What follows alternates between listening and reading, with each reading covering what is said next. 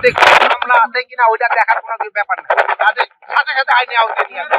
আর আইনের আওতায় না আসতে পারলে তোমাদের কিন্তু বিরুদ্ধেও কিন্তু ব্যবস্থা নেওয়া হবে। আপনাদের যে দাবিগুলি এটা খুবই যৌক্তিক দাবি, এটা যত তাড়াতাড়ি বাস্তবায়ন করা যায় এটার জন্য আমরা অলরেডি কিছু পদক্ষেপ নিয়েছি এবং কিছু পদক্ষেপের আমরা অলরেডি ডিক্লেয়ার করেছি এবং এগুলি অবশ্যই যৌক্তিক দাবি।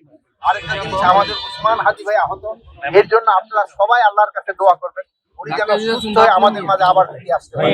এবং উনি ওনার যে বিভিন্ন কর্মকাণ্ড এটা কিন্তু দেশের জন্য খুবই মঙ্গলজনক এবং উনি যেন এই কর্মকাণ্ডগুলি করতে পারে এই জন্য আপনারা সবাই আল্লাহর কাছে একটু খাস দেয়া করবেন। আপনারা সবাই ভালো থাকেন, দোয়া করি।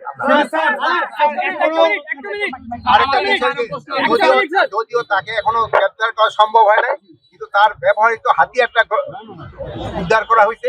আপনাকেই বলছি, ইন্স্যুরেন্স করলে স্মৃতিতে সুরক্ষা পাবেন নিশ্চিত।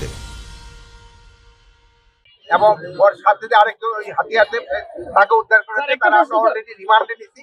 হয়তো আমরা মানে আস্তে আস্তে হয়তো আমরা করতে পারবো। একটা প্রশ্ন, আপনার হাদি ভাইকে গুলি করার আগের দিন সাংবাদিকরা আপনাকে অবৈধ অস্ত্র উদ্ধারের ব্যাপারে একটা প্রশ্ন করেছিল।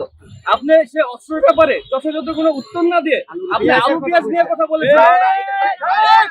এটা হলো একটা অনুষ্ঠানটা ছিল ওইটা কৃষি মন্ত্রণালয়, যেহেতু এই জন্য আমি বলছি যে আপনারা কৃষি মন্ত্রণালয়ের এইগুলি প্রবলেমগুলি বলেন, যেহেতু কৃষকের সমস্যাগুলি সাধারণত কেউ বলতে চায়। আমি বলছি যেখানে কৃষকের ব্যাপারে আমরা বলছি আপনারা কৃষকদের সমস্যাটা বলেন। আর অন্যান্য যে সময় আমরা তো কৃষকদের ক্ষেত্রে আমরা প্রতি সপ্তাহে আমরা সাংবাদিকদের প্রতি সপ্তাহে আমরা 2 বার করে স্বরাষ্ট্র মন্ত্রণালয়ে বসি। আমরা গতকাল স্বরাষ্ট্র মন্ত্রণালয়ে